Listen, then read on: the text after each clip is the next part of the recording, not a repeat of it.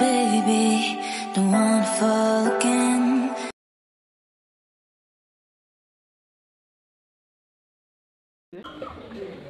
শেষের কবিতা সুন্দরবন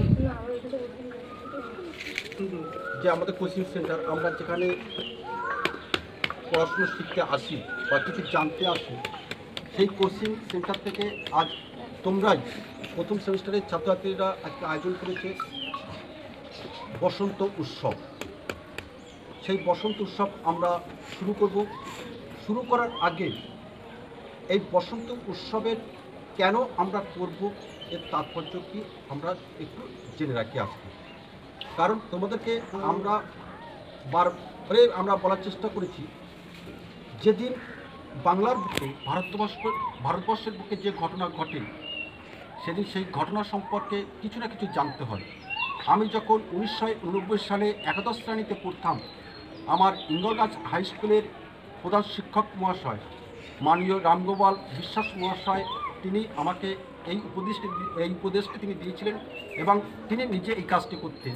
যেদিন যে ঘটনা ঘটেছে সেদিন সেই ঘটনা সম্পর্কে কিছু পড়াশুনো করা। তো সেই দৃষ্টিভঙ্গিকে আমি আজও পাথেয় করে রেখেছি, নিয়ে তোমাদের মধ্যে সেটাকে সঞ্চারিত করার আমরা চেষ্টা করি। আর তারই ফসল হিসাবে আজ আমরা তোমরা আয়োজন করেছো আজকে বসন্ত উৎসব। সেই বসন্ত উৎসবে আমাদের ছেলেমেয়েরা খুব সুন্দরভাবে সেজে উঠেছে। একটু পরে রঙের খেলায় তারা মেতে উঠবে। এটি প্রথমত পরিচিত হয়েছিল বাংলার বুকে, ভারতবর্ষের বুকে আর্যদের হাত ধরে প্রথম এই হোলি উৎসব প্রচলিত হয়েছিল। এবং সেখানে জানা যায় যে জাতি, ধর্ম, বর্ণ নির্বিশেষে এই হোলি উৎসব মেতে ওঠে। প্রধানত ফাল্গুন মাসের পূর্ণিমার দিনে এই দোল উৎসব হয়, যে দোল উৎসবে রাধাকৃষ্ণকে দোলায় চড়িয়ে দোল খাওয়ানো হয়। এখন অন্য ঠাকুর ব্যতীত রাধাকৃষ্ণকে কেন এই দিনে বিশেষভাবে আরাধনা করা হয়, কেন তাকে দোলায় চড়ানো হয়, এটা একটি আমাদের কাছে প্রশ্ন। আমরা জানি রাধাকৃষ্ণের জীবন এবং তাদের প্রেমময় কাহিনী আমরা জানি। একটি গান গাইতে চলেছি, তো সবাই শুনবেন এবং এই অনুষ্ঠানটিকে আনন্দময় করে তুলবেন।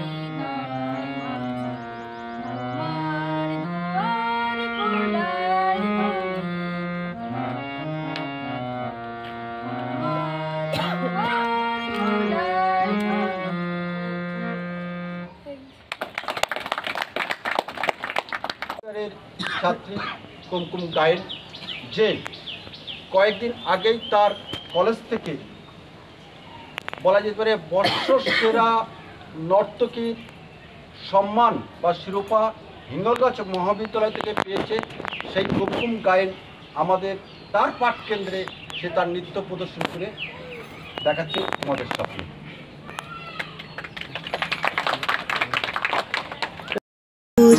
গৃহবাসী খোলদার খোল লাগলো যে দোল, স্থলে জলে বনতলে লাগলো যে দোল, দ্বার খোল দ্বার খোল ওরে গৃহবাসী খোলদার খোল লাগলো যে দোল, স্থলে জলে বনতলে লাগলো যে দোল, দ্বার খোল ওরে গৃহবাসী।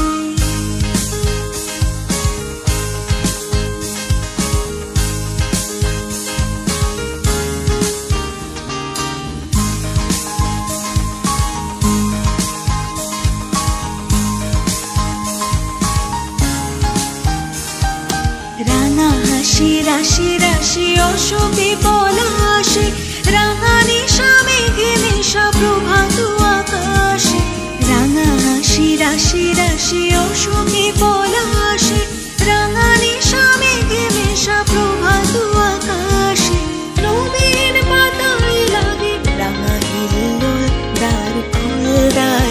আমরা আজ এই হোলি উৎসবে, বসন্ত উৎসবে আমরা কেন আজকে বই উপহার দিচ্ছি তার কারণটা, তাৎপর্যটা একটু বলে দিই। বই হলো পৃথিবীতে এমন একটি জড়বস্তু, বই হলো পৃথিবীতে বস্তু, যে জড়বস্তু আমাদেরকে যা দিতে পারে, কোনো প্রেমিক বা প্রেমিকা, কোনো পত্নী বা তার স্বামী তার নিকট আপনজনকে সেটা দিতে পারে না। একমাত্র পৃথিবীর মধ্যে এই বই আমাদেরকে যে রসদ দিতে পারে, যে আনন্দ দিতে পারে, যে ভালোবাসা দিতে পারে, যে জ্ঞান দিতে পারে, একমাত্র বই। সেই এবার আমরা শেষের কবিতা থেকে, পাঠকেন্দ্র থেকে আমরা উপহার তুলে দেব এমন একটি ছাত্রীকে আমরা আমাদের পাঠকেন্দ্রের পক্ষ থেকে পুস্তক বই উপহার দেব। সে হলো আমাদের পাঠকেন্দ্রের অত্যন্ত সাফল্যের সঙ্গে উত্তীর্ণ হয়েছে 6ষ্ঠ সেমিস্টারে। আমরা তাকে অভিনন্দন জানাই।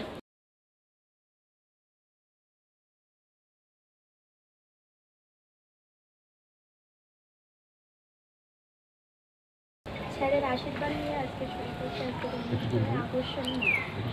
আমি সুনিতা মণ্ডল, সবাইকে জানাই দোলের অনেক শুভেচ্ছা ও ভালোবাসা। আজ দোলের রঙে রাঙিয়ে দেব ছন্দের কবিতায়, সেই কবিতার নাম হবে ফাল্গুন আসবে এদেশে। তুমি ভালো থাকো আর না থাকো, ফাল্গুন আসবেই এদেশে। ফুল যদি ঝরে যায়, নদী যদি মরে যায়, ফাল্গুন আসবেই এদেশে। আলো যদি নিভে যায়, আঁধি যদি ছেয়ে যায়, ফাল্গুন আসবেই এদেশে। তুমি যদি নাও চাও, তিলতিসি নাও দাও, ফাল্গুন আসবেই এদেশে। তুমি বেঁচে থাকো আর না থাকো, ফাল্গুন আসবেই এদেশে।